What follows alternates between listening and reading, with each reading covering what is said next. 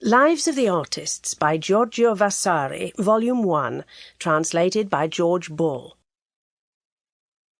Introduction. Vasari's Lives. In the second edition of the Lives, which was seen through the press in Florence in 1568, Giorgio Vasari informed his fellow artists that of the large number of volumes printed of the first edition, 18 years before, not one had been left on the booksellers' hands. A bestseller when they were first published 400 years ago, his biographies of the artists of the Renaissance have over the centuries maintained both their wide popular appeal and their immense historical value.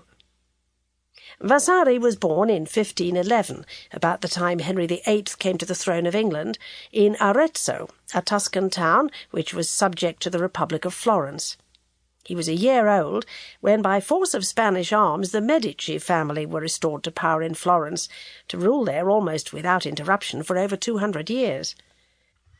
As he grew up, the dynastic conflict between France and Spain, in which Florence became a pawn in the Spanish camp, was caught up in the shattering turmoil of the Reformation. When he died in his early 60s, the Catholic world was busy on harsh internal reform and offensive military action against Protestant states and rulers. The city-state of Florence had long since settled down to the paternal rule of a Medici duke. Still developing vigorously in the north of Europe, in Italy the ideas and attitudes of the Renaissance were being modified or reversed by an alien spirit in art and life. Though a fairly pious Catholic and a fierce patriot, Vasari was not the slightest bit interested in the religious and political issues of his time. The faintest whiff of gunpowder or heresy was enough to send him running for cover.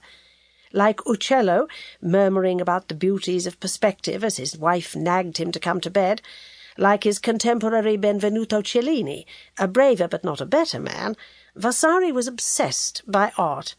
The pictures and plans he was pouring out himself, the products and performances of his fellow artists.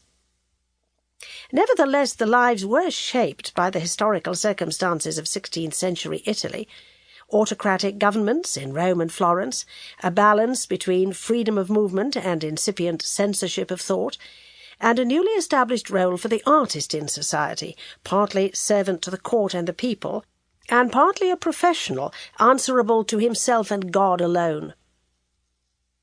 At the end of the Lives, Vasari included a description of his own works.